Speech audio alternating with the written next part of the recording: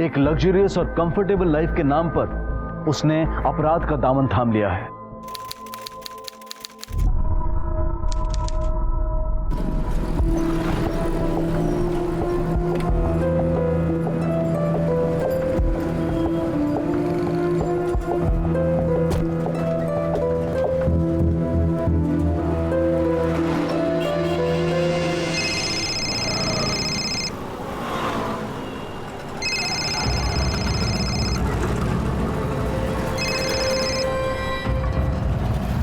अनिकेत मुझे अभी अभी ऑफिस के बाहर छोड़ के गए हैं।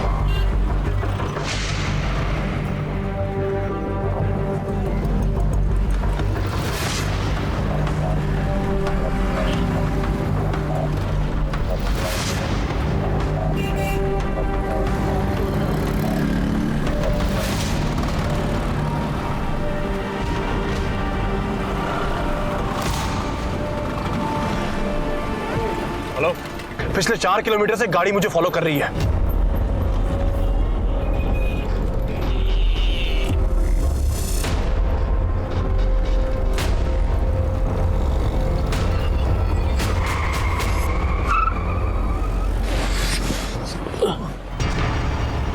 अनिकेत,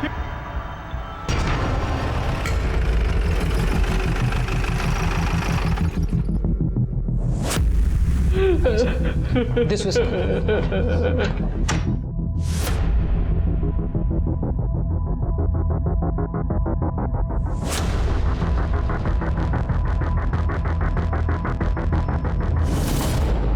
सर, विक्टिम को जब यहाँ लाया गया था वो ऑलरेडी डेड था। मुझे इसकी डिटेल रिपोर्ट चाहिए। Sure sir. इनके साथ कोई और है? हाँ सर, बाहर बेटा।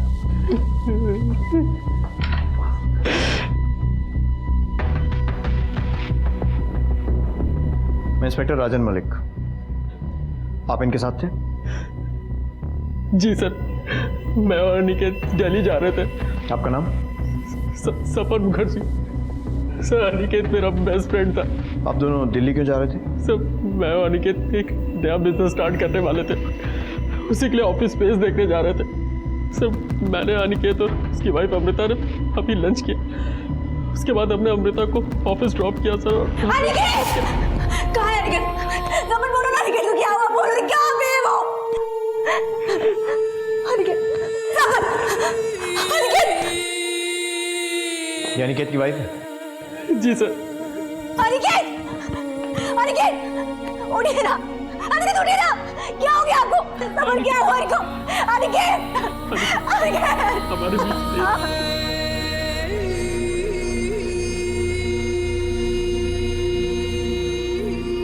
डॉक्टर से बोलो कि थोड़ी देर बाद पोस्टमार्टम करें और फॉरेंसिक टीम को भी बुलाओ। सर सर वो रही गाड़ी।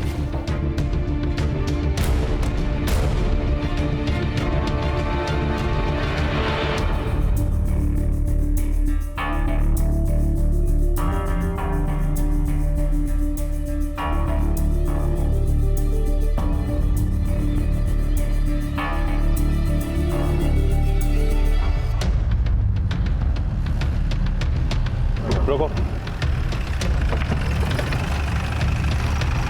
यही जगह बोली थी ना? हाँ।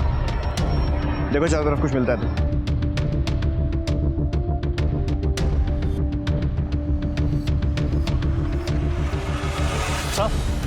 सर ये देखिए, बुलेट।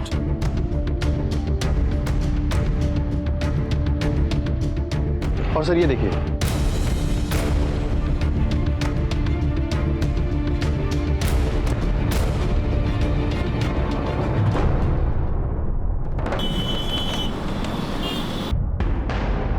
सर अनिकेत की एसयूवी जिस रास्ते से आई थी, मैंने उस पूरे रास्ते की सीसीटीवी फुटेज मंगा ली है। गुड। ऐसा करो, अनिकेत के दोस्त अपन को कल थाने बुलाओ।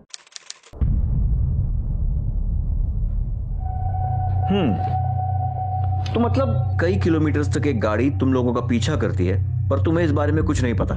फिर एक आदमी तुम लोगों की तरफ गन निकालता है, पर गोली सिर्फ अनिकेत को मारता है और भाग जाता है, और साथ में बैठे शख्स को कुछ नहीं करता। सर, जब अनिकेत ने झटके से गाड़ी रोकी तब मुझे पता चला कि दूसरी गाड़ी ने फोर्सफुली उसको गाड़ी रोकने पर मजबूर किया सर। उस गनमैन ने अनिकेत पे गन पॉइंट की हुई थी सर। उसने गाड़ी रिवर्स करने की कोशिश की, पर तब तक उसने अनिकेत पे गोली चला दी सर। और वो सर अनिकेत।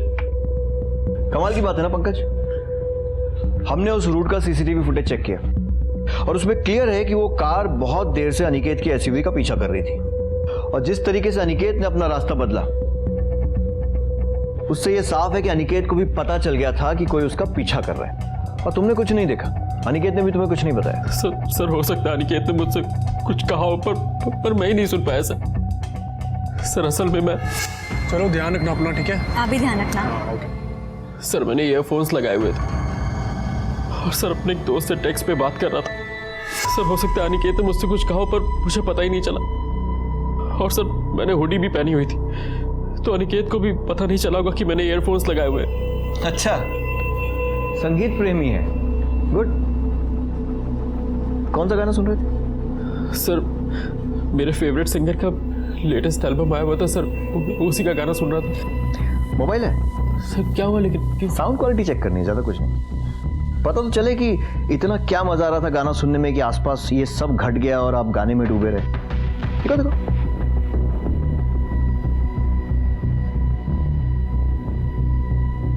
सुना? नहीं सर। पॉज्ड है। सर मैं सिर्फ इतना जानता हूँ कि अगर उस दिन पब्लिक ने शोर नहीं मचाया होता तो उस गनमैन ने सर वापस से फायर कर दिया होता।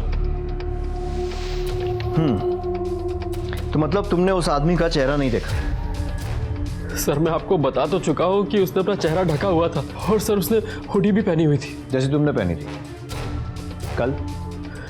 हाँ सर, पर उसकी हुडी थोड़ी अलग थी। मतलब तुमने ऐसा कुछ भी नोटिस नहीं किया जिससे हमें उस गनमैन को पकड़ने में मदद मिले? सर टैटू, सर उसके राइट हैंड पे एक टैटू बना हुआ था सर। कैसा टैटू? सर एक बड़ा सा टैटू था सर, यहाँ से लेके यहाँ तक सर, ग्रीन रंग का था, डिजाइन बनी हुई थी सर उसमें। हमारे स्केच आर्टिस्ट को बता के बनवा सकते हो? जी सर।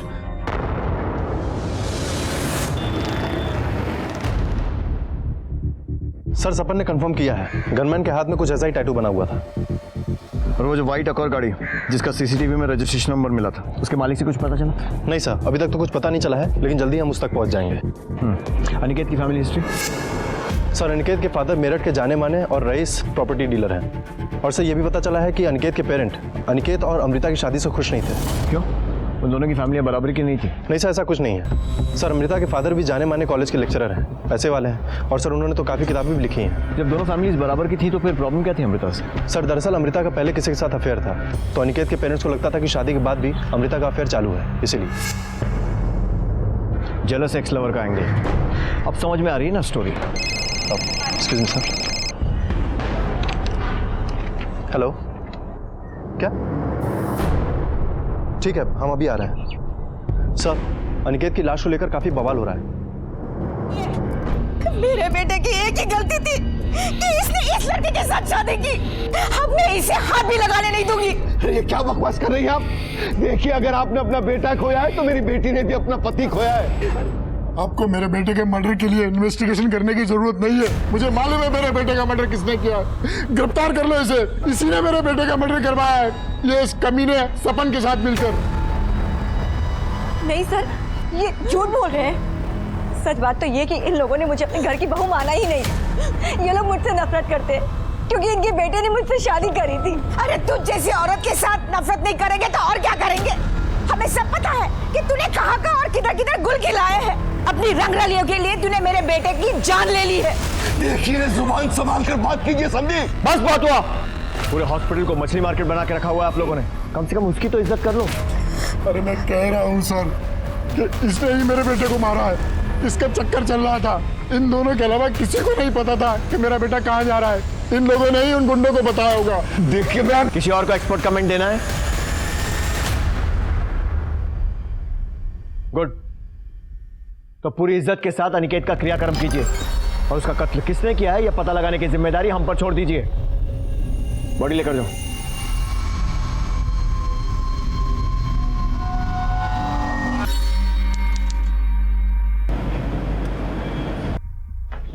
सर। हाँ पंकज। सर एक बुरी खबर है। पंकज मुझे बुरी खबर नहीं, लीड्स चाहिए।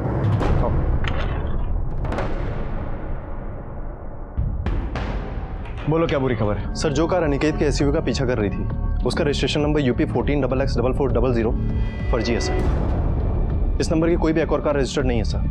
वाकई में बुरी खबर है। ऐसा करो, इस नंबर के आसपास के जितने नंबर्स हैं उनकी पूरी सीरीज चेक करो और देखो उनमें से कोई वाइट अकॉर्ड का नंबर है। अंधेरे में तीर चलाने जैसा है, पर क्या पता निशाने पर लग जाए। मैं पता करता हूँ सर। सर वो अमृता ठाकुर है।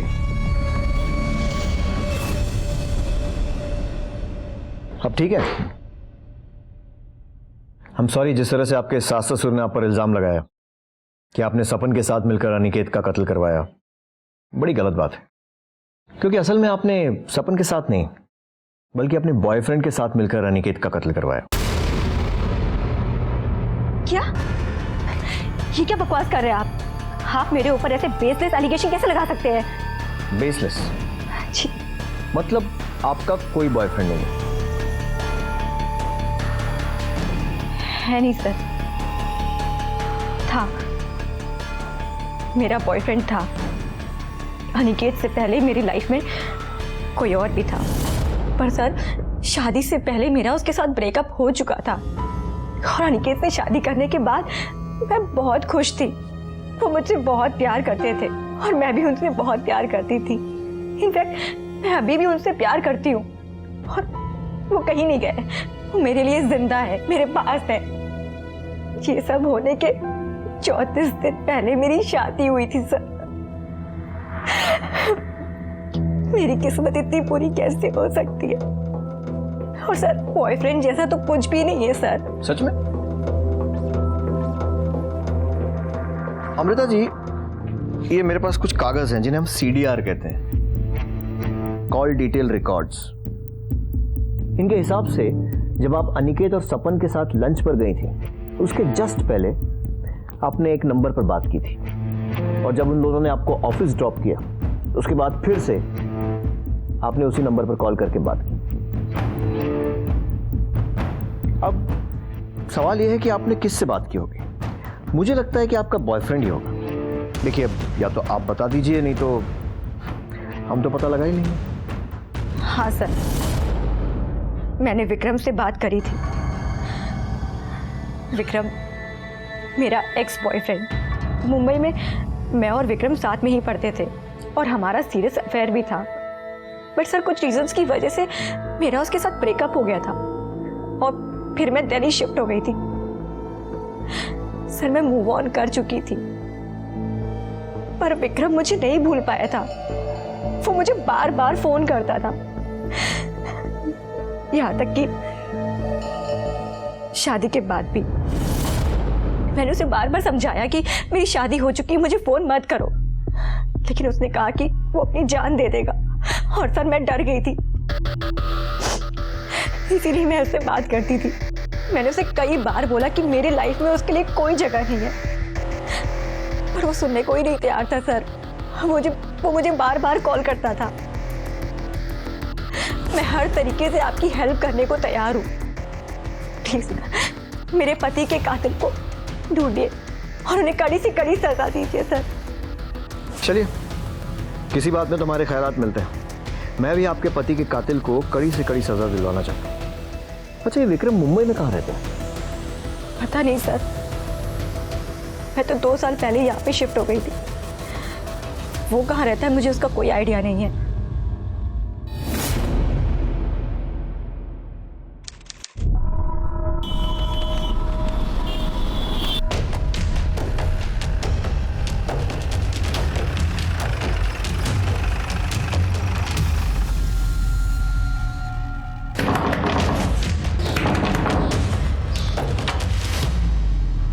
विक्रम जी।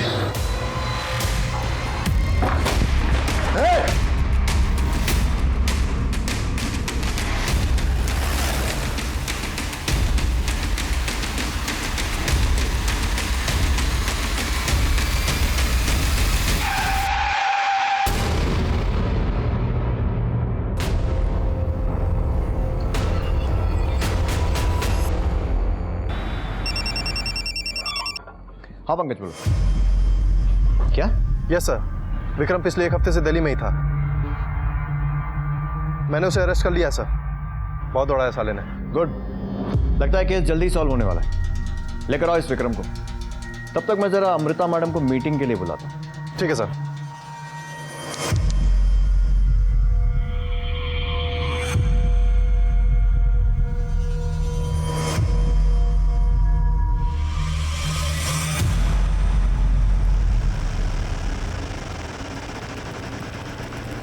आइए। बहुत सारे सवाल पूछने हैं आपसे, और आपको तो पता ही होगा कि मैं आपसे क्या पूछने वाला हूं। अब मैं आपसे सवाल पूछूंगा, फिर आप इनकार करेंगी, फिर मुझे आपसे सख्ती करनी पड़ेगी, फिर आप डर जाएंगे और फिर सब कुछ बताएंगे। इसमें ना बहुत सारा टाइम वेस्ट होगा हम दोनों।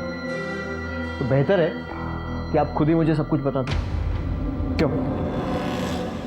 बैठिए।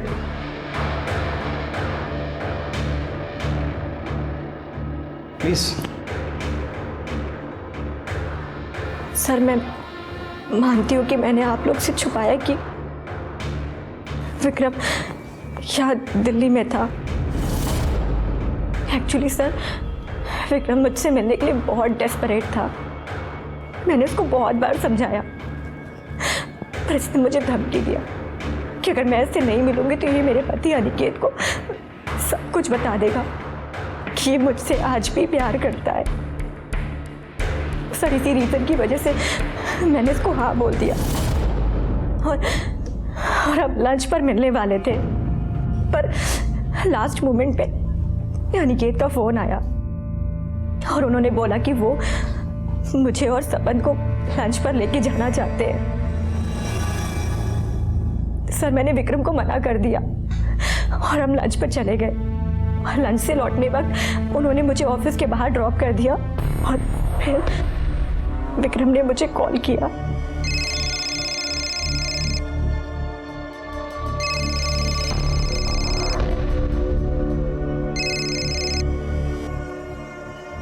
अनिकेत मुझे अभी ऑफिस के बाहर छोड़ के गया। तुम यहाँ क्या कर रहे हो? तुम्हारा इंतजार। बट डोंट वरी, तुम्हारा इंतजार करने की तो मुझे आदत हो चुकी है। एनीवेज, अपना ऑफिस नहीं दिखाओगी? हाय अमृता।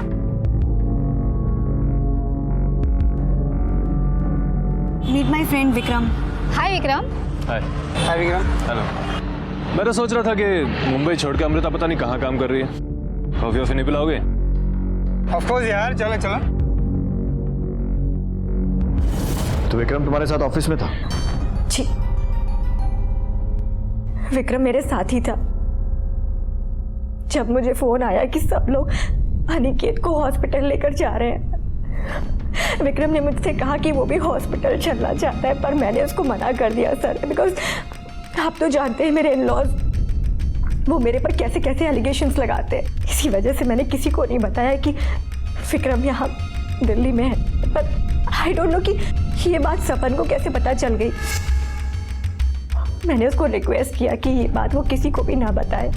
उस वक्त इतनी सारी चीज़ें थी हैंडल करने को, सब कुछ इतना कॉम्प्लिकेटेड होते जा रहा था और मैं नहीं चाहती थी कि कॉम्प्लिकेशंस और बढ़ जाए। तो फिर तुम पुलिस को देखकर भागी क्यों थे? सर, अमृता ने मुझे बताया था कि पुलिस को हमारे ऊपर शक है, तो मैं डर गया था सर।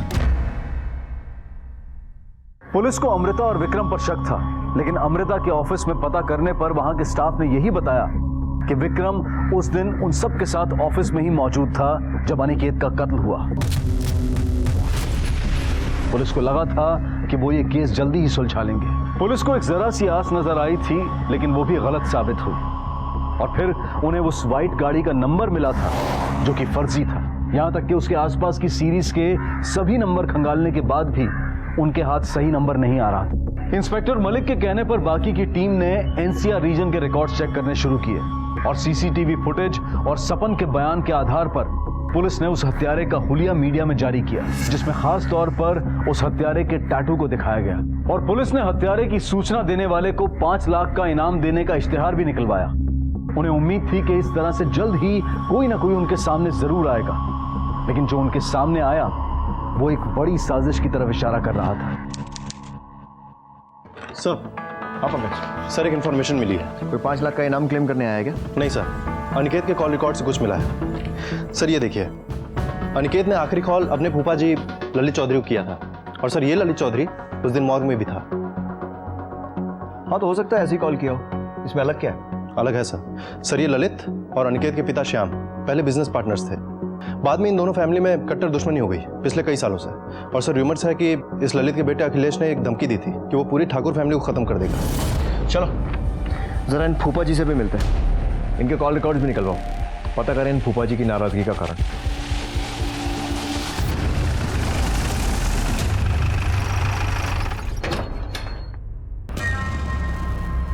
अरे आप लोग यहाँ? बस वैसे अनिकेत के केस के सिलसिले में कुछ सवाल पूछने थे, रूटीन सवाल। कुछ चाय ठंडा लेंगे आप? जी नहीं, जवाब लेंगे सही वाले। तो ये बताइए, जब अनिकेत का मर्डर हुआ उसके जस्ट पहले उसने आपको कॉल किया था, है ना? अब इसमें छुपाने वाली की बात है। हाँ भाई, फोन आया था उसका। क्या कहा था उसने? पिछले 4 किलोमीटर से एक गाड़ी मुझे फॉलो कर रही है। और वो खुद भी इस बात के लिए पूरी तरह से श्योर नहीं था। उस तरफ से फोन कट गया। मैंने भी बार बार फोन करने की ट्राई की और फोन नहीं मिला। फिर एक मेरा क्लाइंट आ गया, मेरे भी दिमाग से निकल गया। मेरे को तब याद आया जब मेरे एक रिश्तेदार ने फोन करके बोला, भाई अनिकेत को गोली लग गई है। मतलब अनिकेत ने अपने परिवार को छोड़कर, बीवी को छोड़कर, दोस्तों को छोड़कर आपको फोन किया ये बताने के लिए कि कोई उसका पीछा कर रहा है। अब क्यों ना हो भाई, फूफा हूं मैं उसका। हाँ, ऐसा फूफा जो उसके बाप का दुश्मन है, जिसने उसके परिवार को खत्म करने की कसम खा ली। मतलब तकलीफ के समय अनिकेत ऐसे फूफा को क्यों फोन करेगा? तभी ना जब वो तकलीफ खुद फूफा ने दी हो। हमारी कुछ समझ में नहीं आ रहा, आप क्या कहना चाह रहे हैं? ये कहना चाह रहा हूं कि तूने ही अनिकेत को मरवाया है ताकि उसके परिवार से बदला ले सके। थारा दिमाग ठिकाने है क्या? दिमाग तो तेरा मैं ठिकाने लगाऊंगा थाने ले जाकर। उठाओ इसे।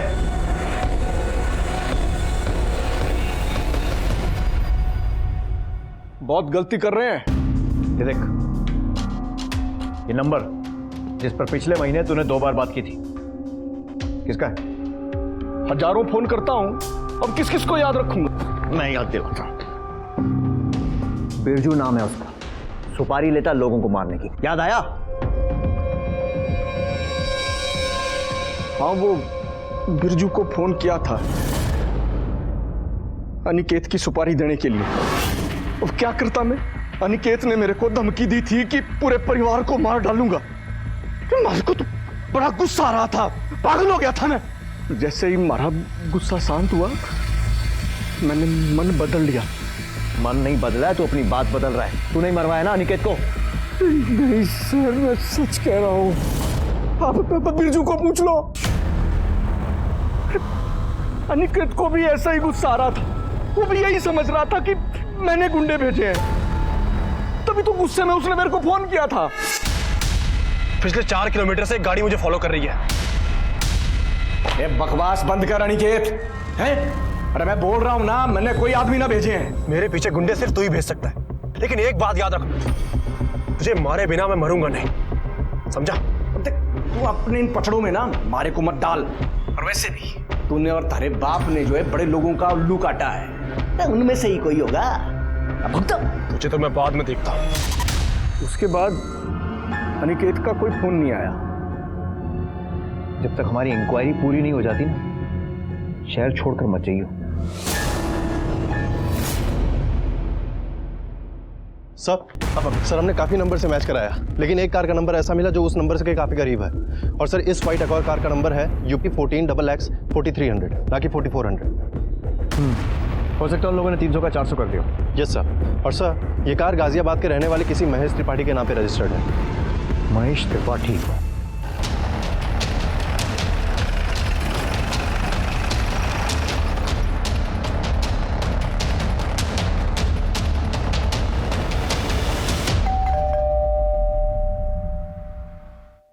महेश त्रिपाठी?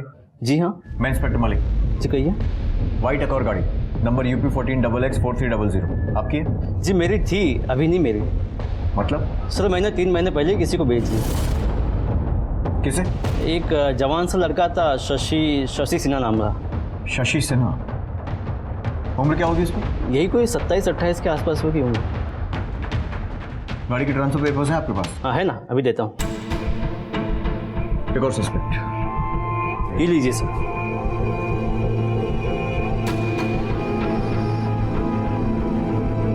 ये क्या है? इसमें कुछ भी क्लियर नहीं है। ओह सॉरी सर, थोड़ी सी गलती से ग्रेवी गिर गई थी इसके ऊपर। उसके बारे में कुछ और बता पाएंगे? ज़्यादा कुछ नहीं पता उसके बारे में, लेकिन हाँ उसके हाथ में छोटा सा टैटू था। कुछ ऐसा था क्या? हाँ यही था सर।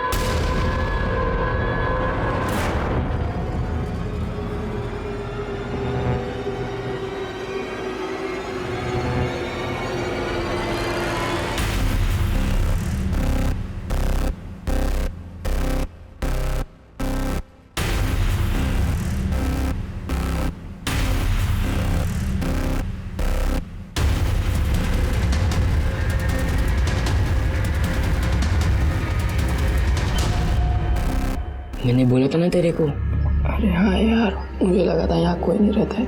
एक हफ्ते से यहाँ बाहर भी बहुत कम निकलता है।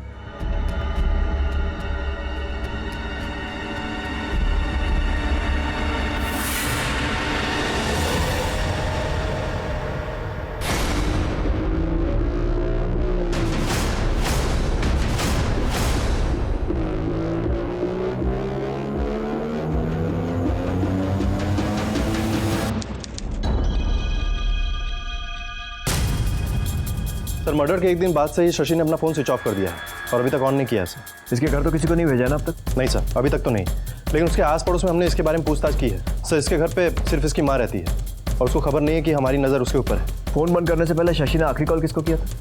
सर किसी पिंटू चड्ढा नाम के आदमी को। पता करो इस पिंटू चड्ढा के बारे में, शायद उसके जरिए हम शशि तक पहुंच सकते। अब पूरी भाजी कितने की थी? पूरी भाजी 40 रुपए की।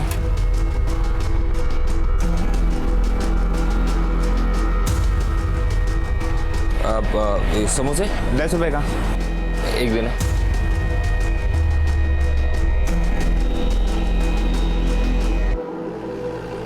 अरे सुनो, ये मकान नंबर 248/7 किधर है? इधर चलो।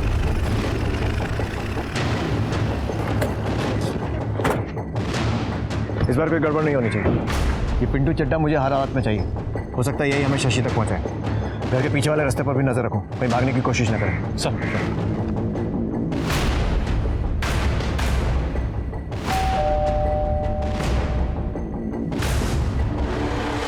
कौन चाहिए?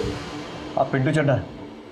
हाँ हूँ। तो ये बता, शशि सिन्हा कहाँ है? सब मुझे बात कर दो, मुझे नहीं मालूम। मैं पिंटू चड्ढा नहीं हूँ। झूठ बोलता है, लेके चल। इसने कुछ नहीं किया सर, मत मारिए मत मारिए। अरे आप लोग क्यों मार रहे हैं इसे? झूठ बोलेगा तो पिटेगा। बोल रहा है कि पिंटू नहीं हूँ। हाँ साहब, ये पिंटू नहीं है, ये तो नत्थू है। अरे यहाँ बेर और इमली का ठेला लगाता है और ये बीवी है उसकी। तो पिंटू चड्ढा कहाँ है? वो तो मर गया अभी कुछ ही दिन पहले। कोई बीमारी हुई थी उसे, कोई आगे पीछे था नहीं, तो हम लोगों ने पैसे इकट्ठे करके उसका क्रियाक्रम कर दिया था। साहब ये घर खाली पड़ा था तो मैं अपने परिवार के साथ आकर यहाँ रहने लगा।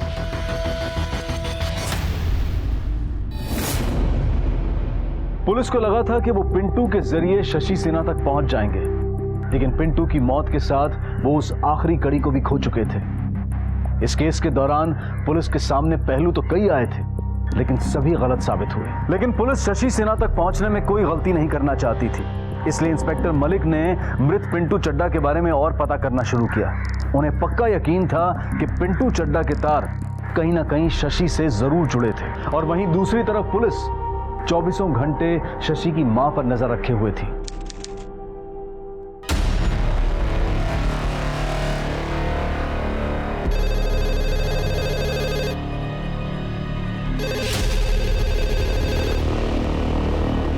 हेलो हेलो माँ, अब शशि बोल रहा हूँ। शशि बेटा, कहाँ हो तुम? कैसे हो? मैं ठीक नहीं हूँ माँ, मुझे कुछ पैसों की जरूरत है। घर आ जाओ बेटा। माँ अभी घर नहीं आ सकता मैं। क्यों? किससे डर रहे हो? वो गुंडा, वो भी तुम्हारे पीछे पड़ा है ना? माँ ये सब मैं अभी बता नहीं सकता। आप ना मेरे लिए कुछ 10-15 हज़ार का जुगाड़ करके रखना, ठीक है? अब मैं आपको फिर से फोन करता हूँ।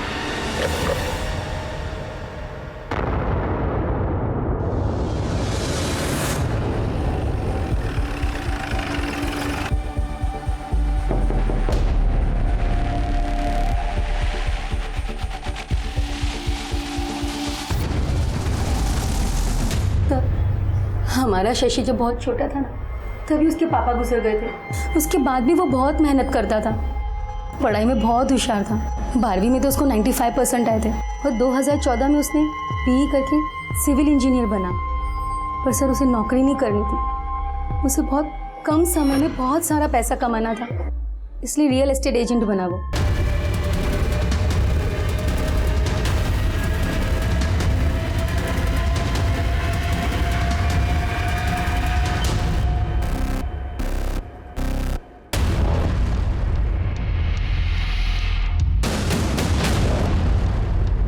और फिर उसने ढेर सारे पैसे कमाना शुरू कर दिए। सर शुरू में तो सब कुछ ठीक चल रहा था, फिर उसने एक फ्लैट की डील की जिस पर केस चल रहा था। बेचारा बहुत बुरी तरीके से फंस गया था, उसका बिजनेस डूबने लगा, इसीलिए उसने एक लोन लिया। किससे लोन लिया था उसने? वो पिंटू है, पिंटू चड्डा। मुझे तो एक आंख नहीं भाता है वो।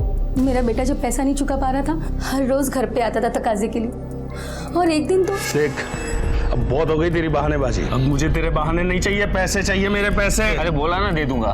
तुम्हारे पैसे लेके भागा जा रहा हो क्या मैं? क्या समझ रहा है तू मुझको? है? बहुत एकड़ी है तेरी, बहुत एकड़ी है। तो तुम्हें हाथ छू के बात करो। छू के बात कर रहा। प्लीज मैं तुम्हारे हाथ जोड़ती हूँ, मेरे बेटे को मत मार। एक हफ्ते में या तो तू मुझे मेरे पैसे दे दे या फिर मैं तेरी जान ले लूंगा। सर अगले ही दिन शशि घर से चला गया 4 लाख के जुगाड़ के लिए, पर अब तक घर नहीं लौटा। मैंने राजू से भी पूछा और उसने कहा कि उसे कुछ नहीं पता। राजू कौन? तो मैकेनिक है, मेरे बेटे की गाड़ी देखता है। कौन सी गाड़ी है शशि के पास? सफेद एक और है सर। UP 14XX4400, यही नंबर है ना? तो उस दिन से शशि से ना तो आपकी बात हुई न राजू की। जी नहीं। आप एक माँ हैं, अपने बेटे की खातिर कम से कम आपको झूठ नहीं बोलना चाहिए। सर उसका फोन आया था पैसों के लिए, वही तो वो बोल रहा था। मैंने उससे पूछा भी कि क्या वो गुंडा उसका पीछा कर रहा है, उसे परेशान कर रहा है, लेकिन उसने मुझसे कुछ भी नहीं कहा। सर प्लीज मेरे बेटे को बचा लीजिए। देखिए फिलहाल हम लोग जा रहे हैं, लेकिन हमारा एक आदमी 24 घंटे आपके घर पर नजर रखेगा। आपकी फोन कॉल भी रिकॉर्ड होंगे और मुझे पूरी उम्मीद है कि आप अपने बेटे को ये नहीं बताएंगी कि पुलिस को उसकी तलाश है, क्योंकि अगर आपने ऐसा किया तो आप और आपका बेटा दोनों बहुत बड़ी मुसीबत में पड़ सकते हैं। पिंटू चड्डा के बारे में पता करने पर पुलिस को यह जानकारी मिली कि पिंटू एक हिस्ट्री शीटर था और वो कई बार जेल जा चुका था। और आखिरी बार जब पिंटू जेल गया था तो वहां वो एक दूसरे अपराधी धर्मपाल शर्मा यानी कि धर्म के काफी करीब आ गया था। और जेल से निकलने के बाद भी पिंटू अक्सर फोन पर धर्म से बातें किया करता था। अब पुलिस ये शक कर रही थी कि हो सकता है कि धर्म, पिंटू और शशि मिले हुए हों और ये कोई गैंग है जिन्होंने ये हत्या सुपारी के लिए की हो। इसलिए पुलिस ने धर्म को ढूंढना शुरू किया ताकि वो धर्म के जरिए शशि तक पहुंच सके।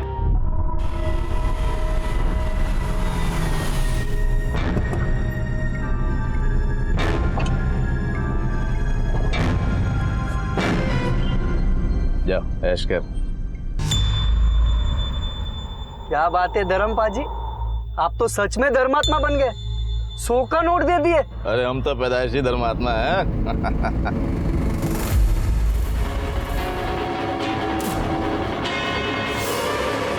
नीचे कर, नीचे कर काट। अब बुत क्यों बनाया, गलती बना। पुलिस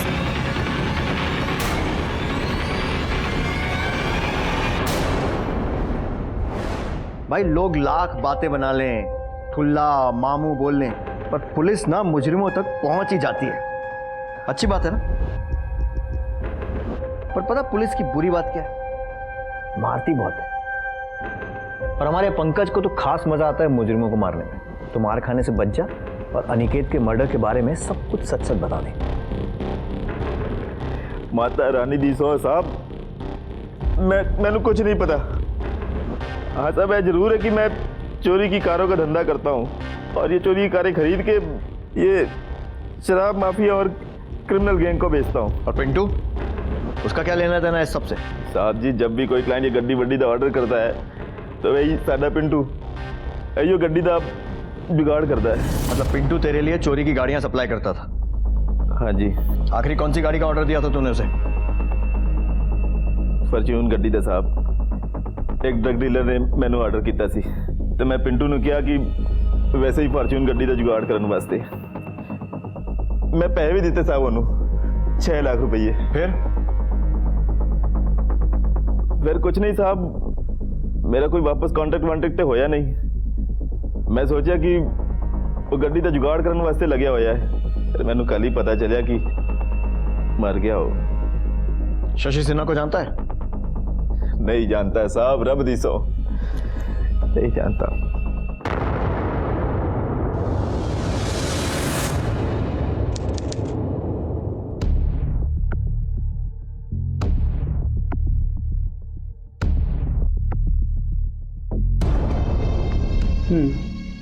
ठीक है, हम इसे निकाल सकते हैं। कितने लगेंगे? तकरीबन 2 लाख।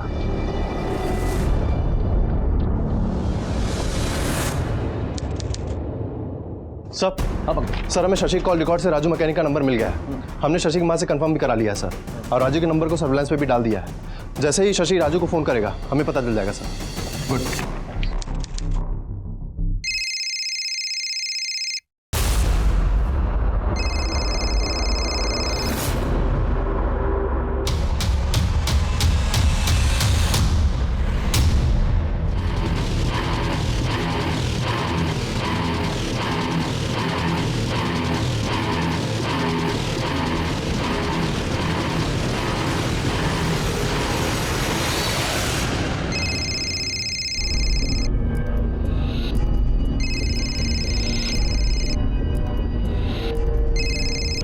हेलो।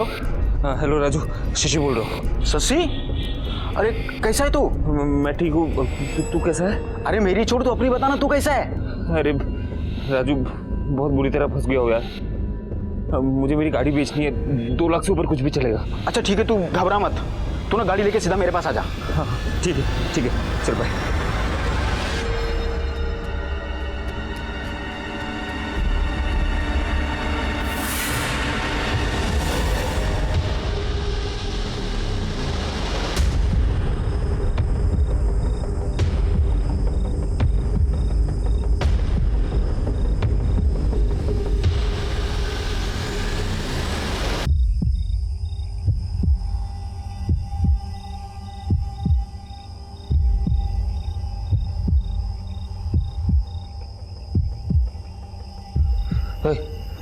राजू का है? मैं शशि, राजू को बुलाओ यार। क्या काम है? अरे मिलना है उससे। पहले हमसे तो मिल लो।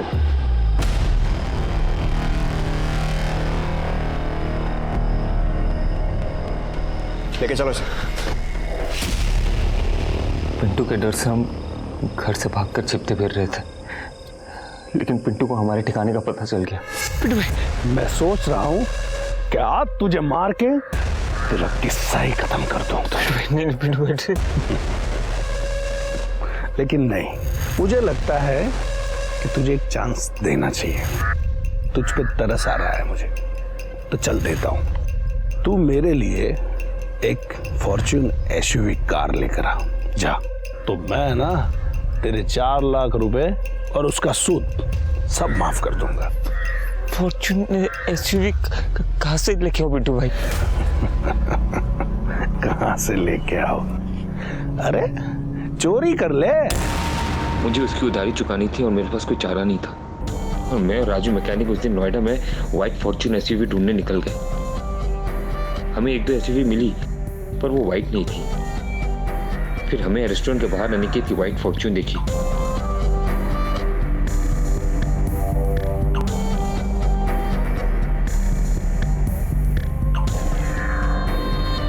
ये देख एकदम नया माल है। हाँ ये चलेगा यार, क्या करें? पार्किंग से चुरा ले। पार्किंग चुराने में खतरा है, कैमरे लगे होंगे। मैं तो बोलता हूँ मौका देखकर रास्ते में छीन लेते हैं। मैं गाड़ी पे नजर रखता हूँ, तू जाकर आसपास का जायजा लेके। ठीक है चल।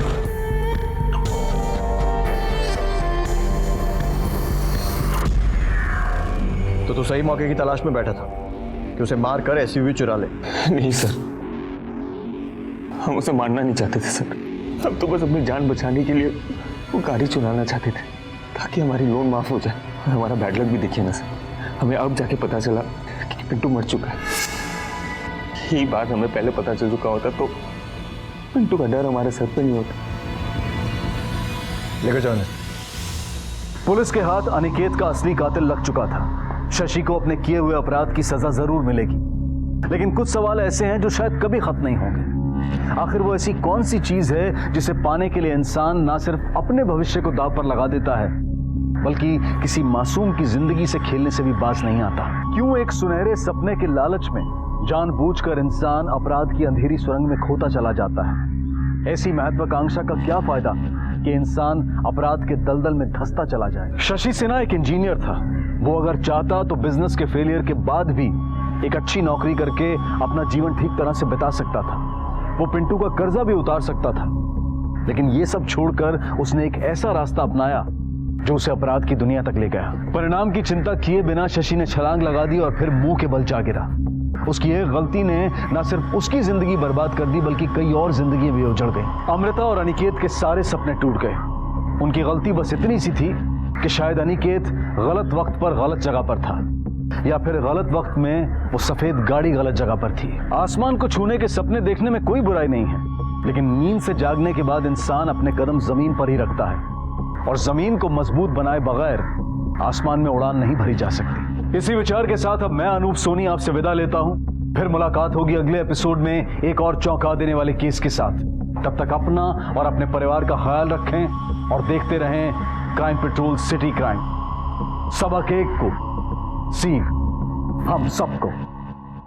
जय हिंद। क्राइम पेट्रोल के और भी दिलचस्प कहानी देखने के लिए हमारे चैनल को सब्सक्राइब करें और बेल आइकॉन दबाना न भूलें।